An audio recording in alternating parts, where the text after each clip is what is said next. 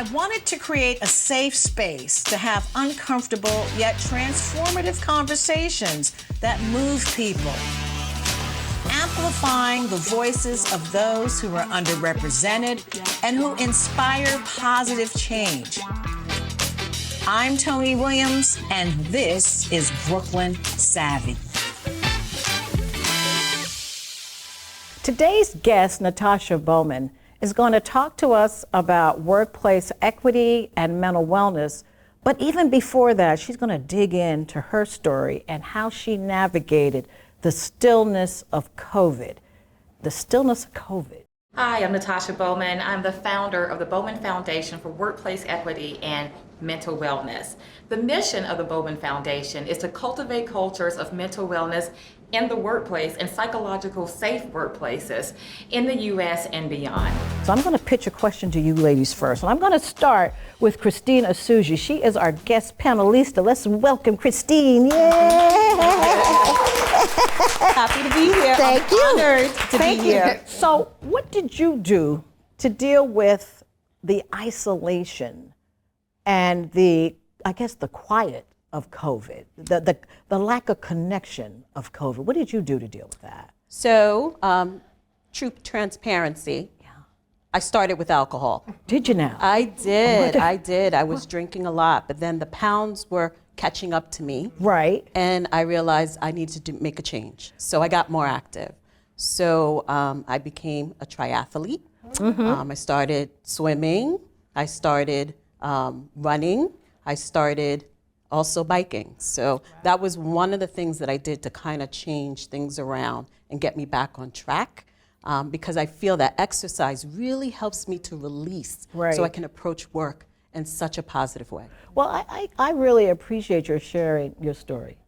Thank you for your transparency. Yeah. Now on to you, Maria. What did you Alcohol. I didn't have isolation, I think, the same way. Mm-hmm. I had two people in my house, so it wasn't the isolation. Sometimes I wanted the isolation, right? Mm-hmm. I think it was the early part, not being able to go out. Right. That was affected me more than the people in the house or the isolation or what have you. But similarly, I love my bubbles, and I had lots and lots of bubbles. But I also have a spin bike in my room, and during COVID, you were a Peloton woman? No, not a Peloton. The clothes came off of the spin bike, and I got on it. Okay. So I find that to be really helpful. Excellent. And now, Lisa, what did you do? And then I'm going to share what I did. Okay. Well, I'm an only child, and I'm a solo entrepreneur. So the isolation wasn't a big transition for me. I've been working from home for 20 years. So that wasn't a real big issue. I stayed connected through, phone. I had friends that I talked to every day. And I did a little bit of drinking, and, but I also exercised. So I work with a trainer, and I continue to work with him twice a week. Excellent. In Fort Greene Park. Fantastic. So Tony, what did you do? Well, Yes, Tony meditated, and Tony prayed. No, I had to. I felt like I had to get I needed to dig deep, because when you're home, you start to see things. I realized that You're used to being out and about. Exactly. I'm out and about, and now I'm home, and I have to deal with people. not just, going out to events, but I got to deal with you now. So I needed to hit those knees to be able to deal with my life. And yes, I did discover a hard seltzer. My daughter is a mixologist. Bartender, whatever. So we would have our little Friday cocktails. Yes. But I did do a lot of deep introspection, and it felt good. It felt good, and it's going to carry me through. So now what I think we'll do is we're going to bring Natasha out, because she's been so transparent about her experience. Natasha Bowman, can you come on out and join us? Yes.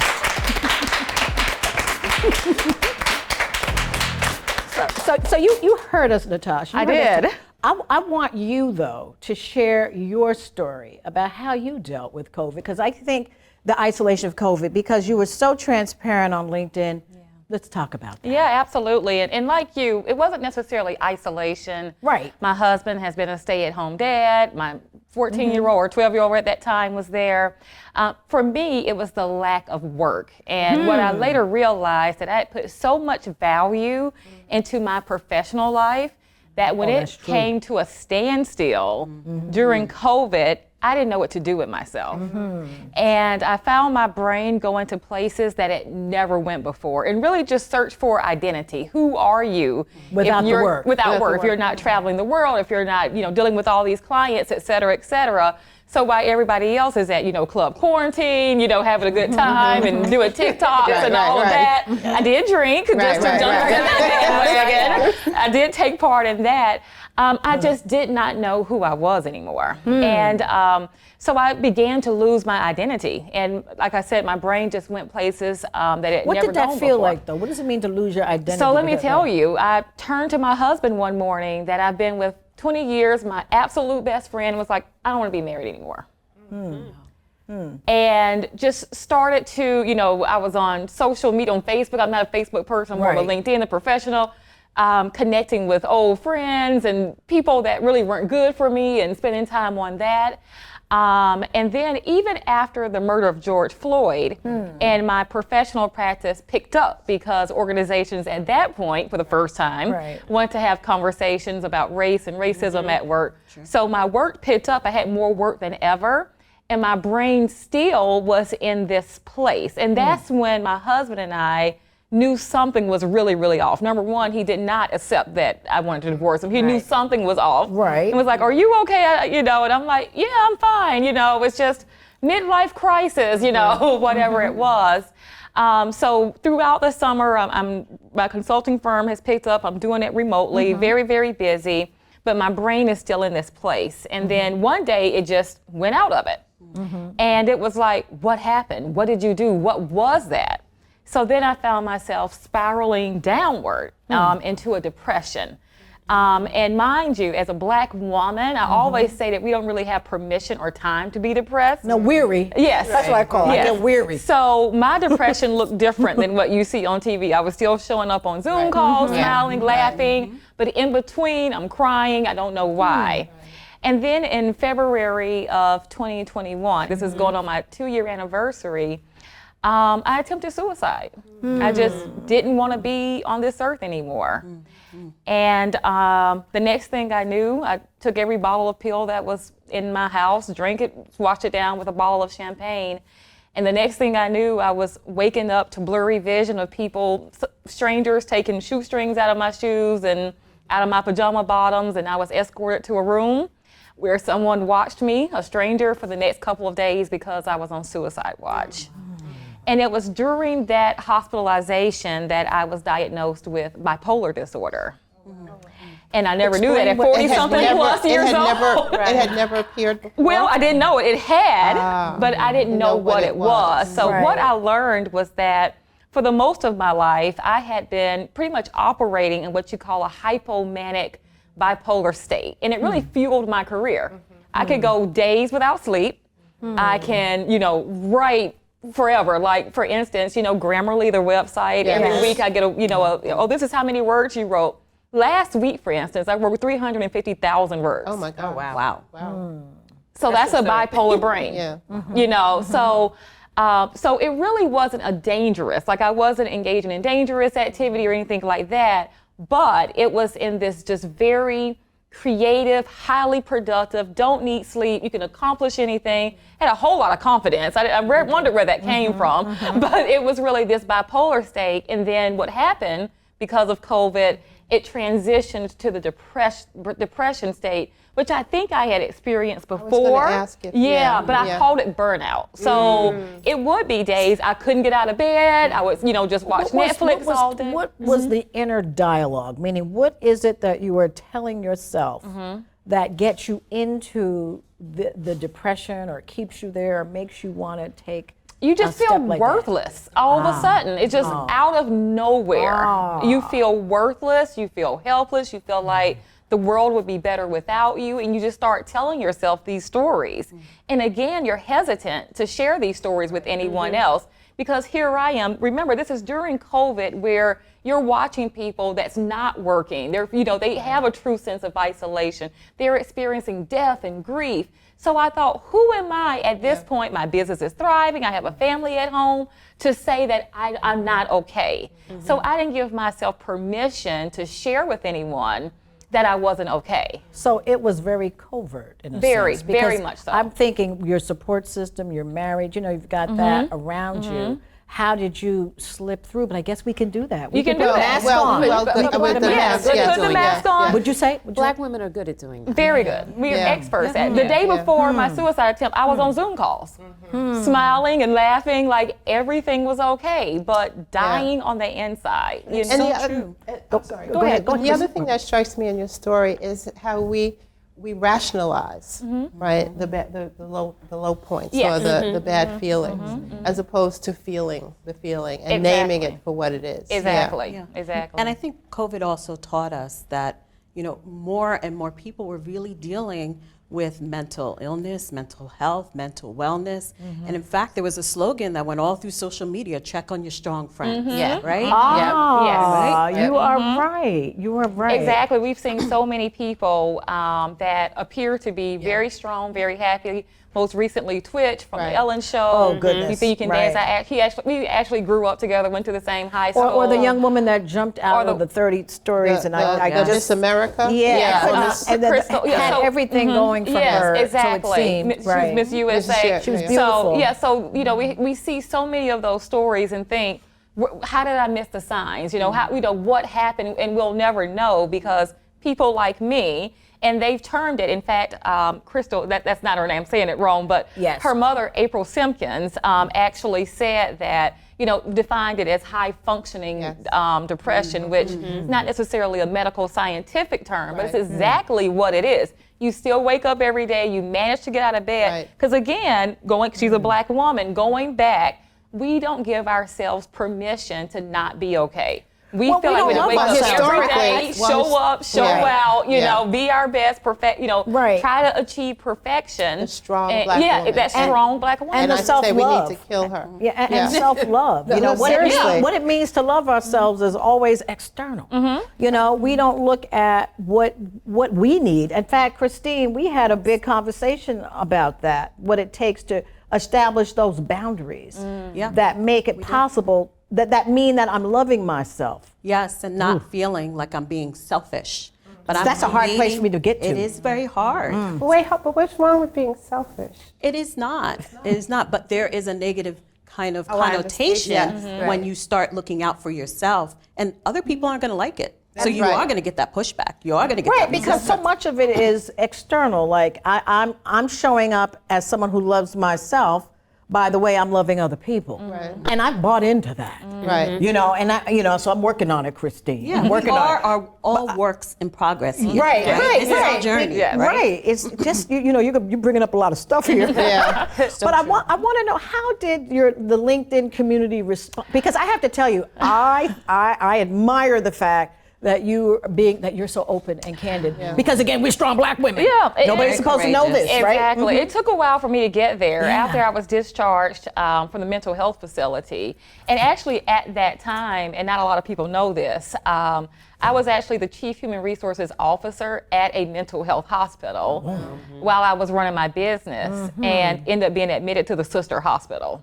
So I went from being an executive at a mental health to a patient. And so it took a while after I was discharged. My job knew, of course, is the same, system. But it took a while for me to destigmatize myself. I kept thinking, because all the images, when I got my bipolar disorder diagnosis, everything you see on TV tells you dangerous, you're going to end up, in all of these bad places. I have a sister who was diagnosed years ago, and hers went in a completely different direction where she did not end up as well. So that's what I pictured myself. She's master's prepared, but is on permanent disability because she was never able to return back to the workplace. So for a while, that is what I accepted. Like the end of my professional career, the end of life as I knew it was happening right then. My relationships were coming to an end and all of that. And then as I talked to my psychiatrist, I talked to my husband, who's so supportive of me. That's He's a like, blessing. what changed? Like, oh, you Right, have right, this right. diagnosis. That's a question Like if I you would had have. cancer Right. or broke your arm, why would that change who you are? Right. And that really resonated with me. And I'm like, well, you know what? Nothing's changed. I was on medication. I'm getting therapy and psychiatry, and I felt normal. Like I started thinking like, well, really nothing has changed other than this label per se. So I'm not going to let this label define me. So that's when I decided after a few months because I was black on social media for a long time. I was always very active, and to come out, if you will, you know. And I posted a professional profile picture and just said, this is a face with bipolar disorder. And I wanted to make sure that picture was there because it was so important to me as a black woman that we start this conversation about mental illness. Yes. Mine is generational. You know, when you start to look back and unpack, Right, it's a you start lot to of, see you start to the see connections. things. And Right, you're like, oh wait a yeah, minute, knew about that's my why she sister, slipped but all maybe the this time. person Right, also, right. maybe this person. Yeah. So let's stop this generational trauma, stop Yeah. generation, stigmatizing of mental illness, especially among the black community. And to my surprise, I thought, you know what, it just is what it is. It's, either I'm going to be banished forever or never get another client. But to my surprise, as you said, it went viral, had over 5 million views, 25,000 comments, countless DMs that I read through. Were most of And the it was comments compassionate and kind? every 99.9. It was literally a Me Too movement. Were they all from the black community? No, everyone. People who had Trump signs in their profile picture was reaching out to me to say, you're my hero. Wow. And it was like a Me Too movement. And so that's But when I the knew, hero because you triumphed, right? triumphed and just shared the story. Shared the story, right. Because I Well, wasn't really that's sharing a right. story of triumph at that moment. Right, I hear you. It was just, this is what I'm going, I was still going through it. All So right. just to And acknowledge it was the hero. Just to that acknowledge was it, the just to bravery. say, right, Yeah, right, I was right, seeing people, right, because I right. was The thinking, if transparency. I'm feeling this way, how is everybody else feeling in this loneliness and this shame, blame, and pain? There must be others that feel that. So how did this inform the work you're doing now? Yes. So when Right. I was reading the story, the DMs, the comments, the messages, I saw a common theme. And that theme was, thank you for sharing. I admire your courage. I wish I could share my story too, but I'm afraid of what my job is going to say. Right. Right. I hear that a lot. Yes. And being the workplace person that I am, that resonated with me. And that's when I Especially pivoted. working for a mental health Yeah, institution. working for a mental health Right. institution. And then I had my consulting firm, leadership development, that I was also doing. And that just really resonated with me to think, you know what? We've got to change it where people can talk about their mental health struggles. I was fortunate because I did work for a mental health institution. I could talk about it, they knew about it. I did not think that I would be stigmatized or impacted by it. But I wanted others to have that same sense of security. I want to speak with you with that. Workplace sharing mental health issues. How does that? I mean, I would be afraid to do that. Yeah. Seriously, I don't think that that's where I need to share it. And rightfully so. I think people, especially because I'm part of a large employer in the city, and we're trained to be very careful around certain subjects, especially if it's not in our wheelhouse. And we don't ever want to be perceived as discriminating against a person. So for many, many years, we were trained as managers to not talk about it. And as you can see, it's a disservice, It is. right? To our employees, also to the employer. So When you say not talk about it, how is the it defined in that context? well, you can Mental health. whatever it is, not talk about race, not talk about disabilities, not talk about. Because nobody used let's be honest, mental health as a term, mental wellness, is a relatively new new lexicon. So, I was in the corporate world for many years. I've been out of it for a long time, but working with executives across different industries, nobody talks about mental health, right? And if anything, managers don't want to deal with the people issues that are benign. So, and I know that many organizations, the larger organizations, have employee resource ERGs, Yes, or that employee external assistance programs. Okay, Yes. assistance programs, right? So, from my perspective, managers in those organizations are trained to refer people, but people are not willing. They're afraid of the Stigma, of the stigma and the retaliation, and your business being out in the street and not getting a promotion. It goes on and on and on. That's right. But I think it's also a leadership issue. Okay, let's hear about that. Yeah, I think that the more that leaders are trained in caring for their people, people are more open to talking to them about it. You're talking about kind and compassionate listening leaders? Kind, compassionate listening leaders. Kind, compassionate, where, dare I say, people actually feel loved, cared for. Oh, no, I'm with that. So, and I see that even in my staff. I see the managers who are very strong, who are checking on their employees, making sure they're okay. They're even stopping by their homes. Being a part of their lives in a way. Right. Yes, and you see the difference in how people show up. But then, we have toxic work cultures. We do, too. we do. And sometimes it seems that the toxic leader gets ahead. Yeah. They do.